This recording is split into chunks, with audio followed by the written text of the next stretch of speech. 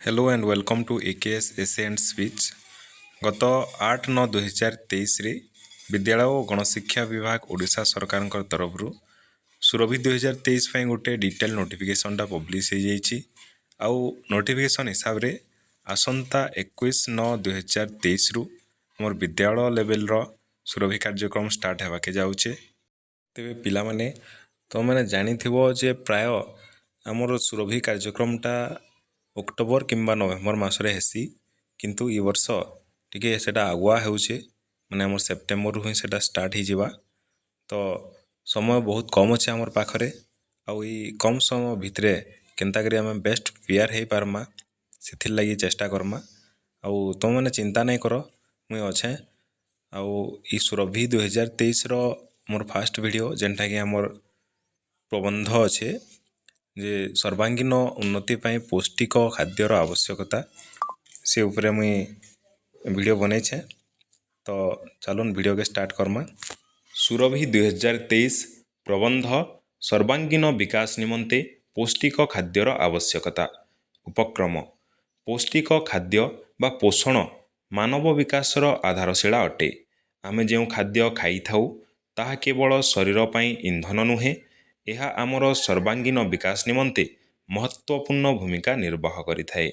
आमर शारीरिक, मानसिक, भावनात्मक, आवेगिक एवं सामाजिक विकास को ही आमे सर्वांगीन विकास बोली कहि थाउ। एही प्रबंध माध्यम रे आमे सर्वांगीन विकास पाई पौष्टिक खाद्यर आवश्यकता एवं यह व्यक्ति विशेष और समाज को किपरि प्रभावित करिथाए से विषय रे चर्चा करिबा। शारीरिक विकास शारीरिक वृद्धि एवं विकास पाई पौष्टिक आहारर आवश्यकता रही। प्रोटीन, विटामिन, श्वेतसार, खनिज लवण आदिर पर्याप्त सेवन शरीर को कार्यक्षमता उपयोगी कराए एवं जन्मरु वयस्क हेबा पर्यंत सामग्रिक विकास सुनिश्चित करैथाए। यार ओलटा कुपोषण विकास रे बाधा, दुर्बल रोग प्रतिरोधक शक्ति एवं अन्यान्य स्वास्थ्य समस्या को जन्म देइथाए। विशेषकर शिशु मानकर मजबूत हाड़, मांसपेशी एवं उच्चता पाई उचित पोषणर आवश्यकता होइथाए। मानसिक विकास पोषण और मानसिक विकास मध्य जो गभीर संबंध रही ताहा धीरे धीरे विभिन्न गवेषणारू लोकलोचन को आसुछि।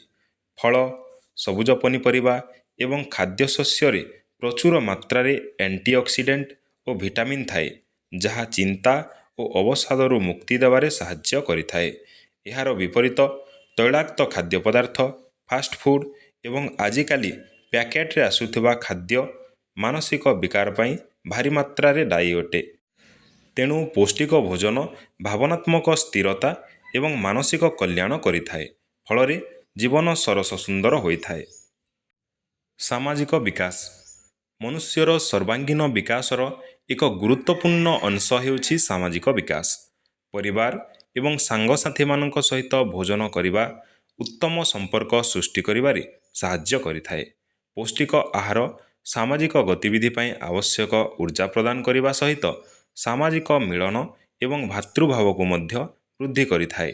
यह छड़ा समस्तंक पाई जदि उपयुक्त भोजन जोगाई दिया जाए तेबे सामाजिक असमानता को दूरे सामाजिक एकजुटता को मजबूत करिथाए।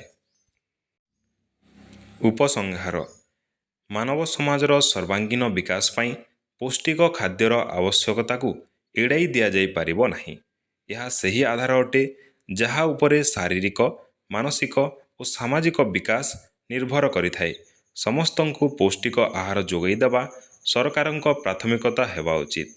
एथिपाई व्यक्तिविशेष, समाज और सरकार समस्ते मिलमिशि कार्य करिबा अनिवार्य।